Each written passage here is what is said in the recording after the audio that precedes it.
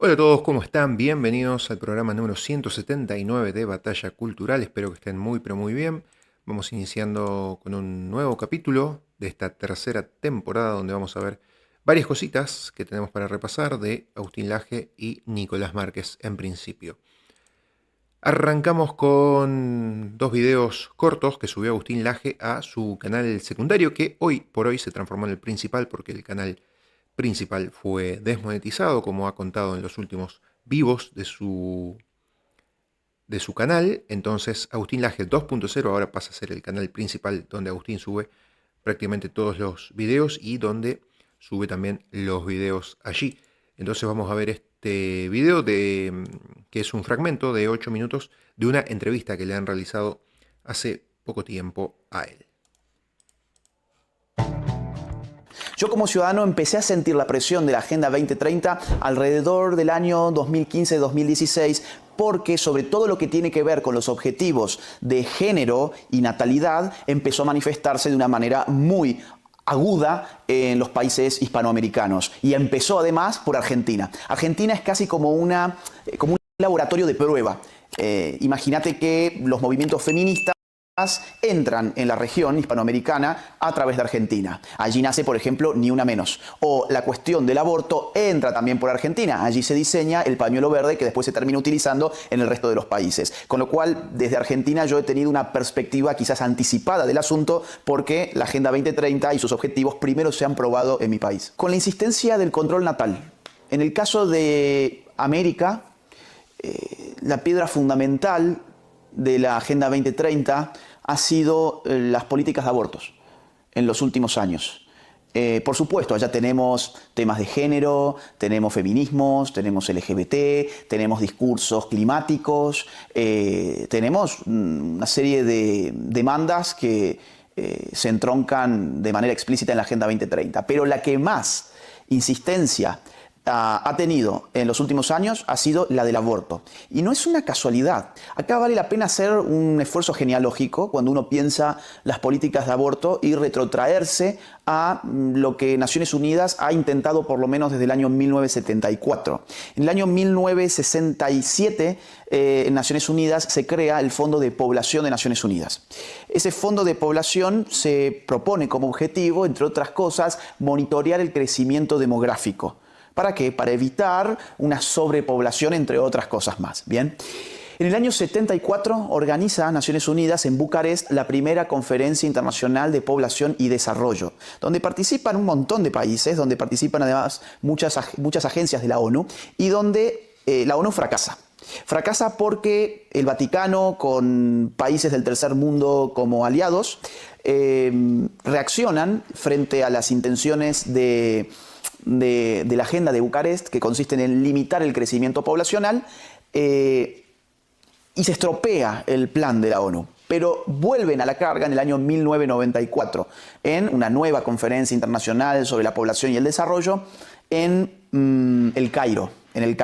Aquí ya, para que te des una idea, participan más de 130 países, 14 agencias de Naciones Unidas, y eso termina siendo un éxito. Cuando uno estudia los documentos finales de esa conferencia, vas a ver que en la propia introducción ya se advierte el peligro de una sobrepoblación. Te dice la ONU, ubícate, año 1994, te dice, de aquí a los próximos 20 años el mundo va a crecer. ¿Cuánto va a crecer? Bueno, nuestros expertos han dicho que va a crecer de tres maneras distintas. Vamos a ver cuál de las tres maneras se cumple. Una de mínima, que son 7.100 millones de personas en total, una hipótesis media, 7.500 millones de personas, y una hipótesis alta, 7.800 millones de personas.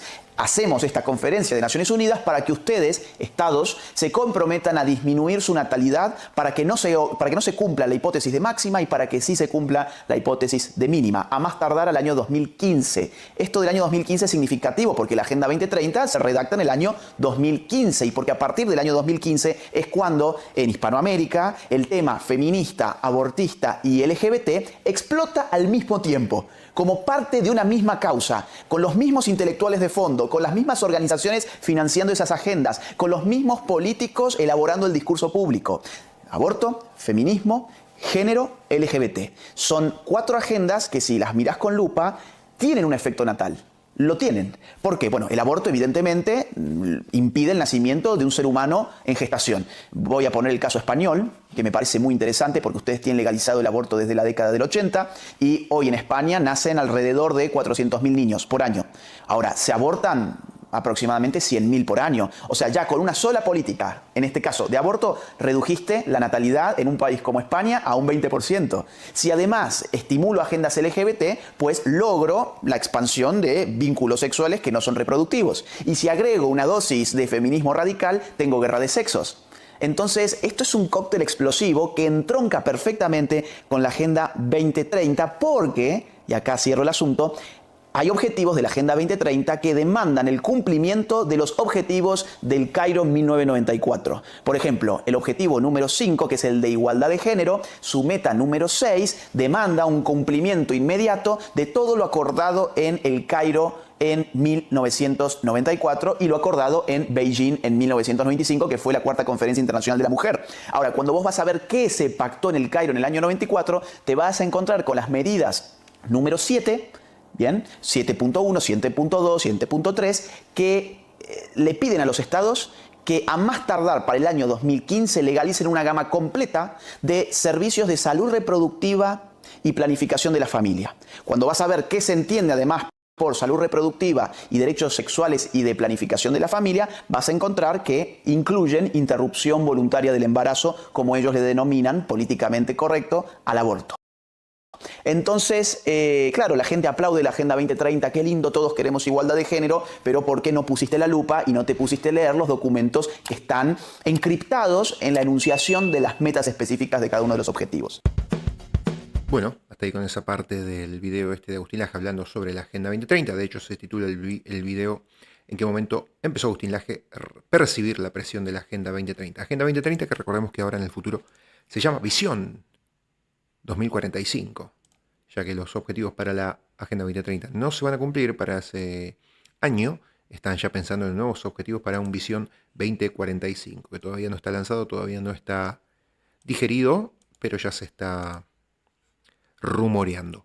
Y pasamos al otro video de Agustín Laje, que se denomina... Yo creo en la igualdad ante la ley. Vamos a esperar que cargue. Mientras les digo cómo se llama. ¿Existe un problema de igualdad de género en Argentina? Vamos a ver qué tiene para decir Agustín Laje. Que la misma ley se aplique de la misma manera para todos los ciudadanos. Porque si vamos a hablar de igualdad de género, vamos a tener un problema porque hay mucha desigualdad de género que es beneficiosa para la mujer. A la hora de ir a comprar el shampoo al supermercado.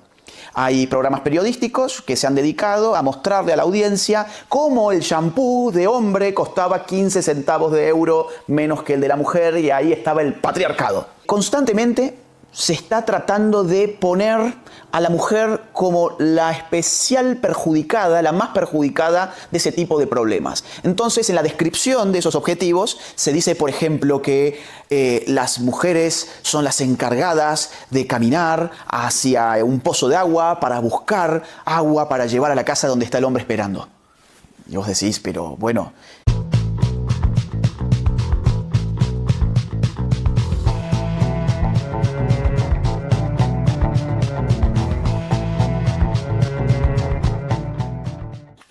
Yo, por empezar, rechazo la idea de que la igualdad de género sea algo que deba buscarse. ¿Qué es la igualdad de género? Yo creo en la igualdad ante la ley, que es que la misma ley se aplique de la misma manera para todos los ciudadanos. Porque si vamos a hablar de igualdad de género, vamos a tener un problema porque hay mucha desigualdad de género que es beneficiosa para la mujer.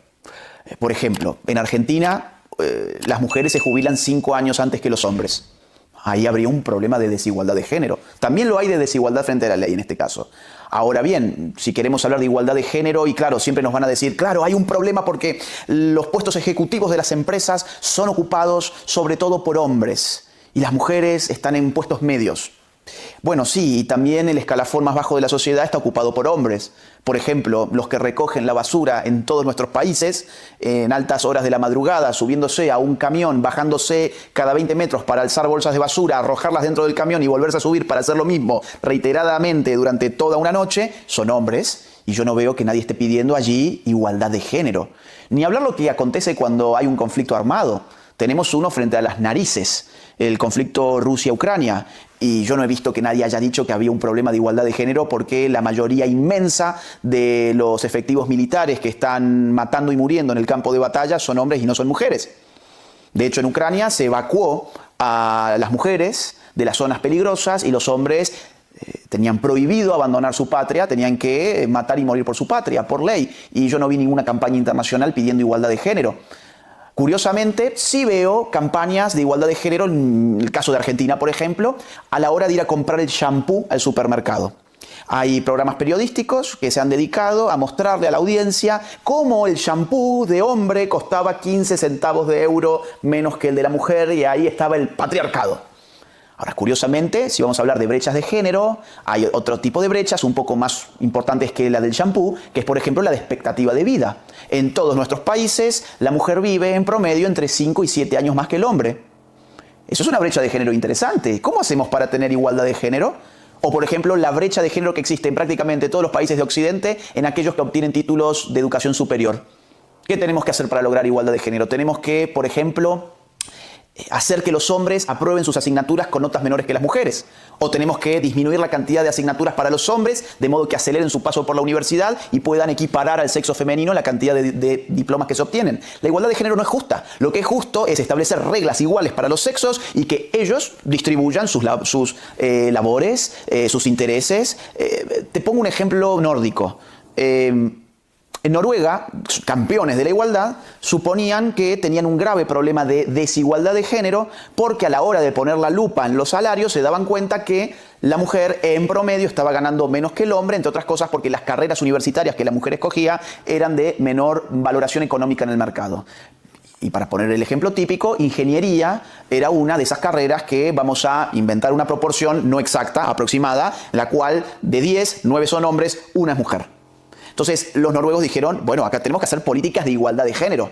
Vamos a subsidiar, vamos a estimular la demanda femenina de ese tipo de carreras dándoles una beca dineraria. Vamos a pagarle a la mujer para que estudie ingeniería. Y claro, mientras ese subsidio se mantuvo en pie, claro, creció la cantidad de matriculadas femeninas, pero cuando pensaban que la igualdad ya se había logrado, retiraron el subsidio y la cosa volvió a sus números naturales. Ahora yo me pregunto, ¿vale la pena a cambio de un subsidio dedicar tu vida a una carrera que nunca te gustó? ¿Le hicieron un bien a la mujer? ¿Con un incentivo estatal, dinerario? Bueno, si tenemos ingenieras, bien, y ganan un poco más, bien, y la felicidad simplemente es ganar más en una carrera que no te gusta. Bueno, esas son las cosas que tiene la llamada igualdad de género que a mí me parecen desastrosas. Por eso cuando la ONU habla de igualdad de género, aparte hay cosas en la Agenda 2030, en el nombre de la igualdad de género, que son inentendibles. Por ejemplo, los objetivos de agua potable. Bien, constantemente se está tratando de poner a la mujer como la especial perjudicada, la más perjudicada de ese tipo de problemas. Entonces, en la descripción de esos objetivos se dice, por ejemplo, que las mujeres son las encargadas de caminar hacia un pozo de agua para buscar agua para llevar a la casa donde está el hombre esperando.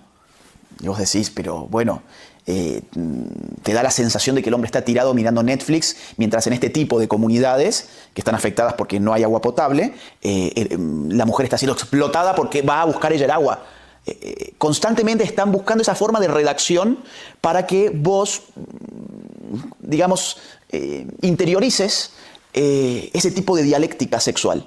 Y lo cierto es que en ese tipo de comunidades, es cierto, la mujer puede ir a buscar el agua, pero porque el hombre está buscando la comida. Entonces, hay cosas que no se dicen a propósito. Hay cosas que ahí no se dicen a propósito. O, por ejemplo, hay otro de los objetivos que demanda espacios verdes y abiertos. Y dice, especialmente queremos estos espacios para LGBTs, para mujeres y para niñas. ¿Y los niños no? ¿Los niños no porque son hombres? Constantemente están buscando esa dialéctica en la Agenda 2030 y lo hacen en el nombre de la igualdad de género. Y es lamentable porque la gente ya ha incorporado la idea de que igualdad de género es un dogma que todos debemos aceptar, que debemos celebrar críticamente y yo creo que debe ser criticado. Bueno, ahí pasaba entonces este video de Agustín Laje hablando un poquito de más cuestiones de la Agenda 2030 y todo lo del globalismo, obviamente.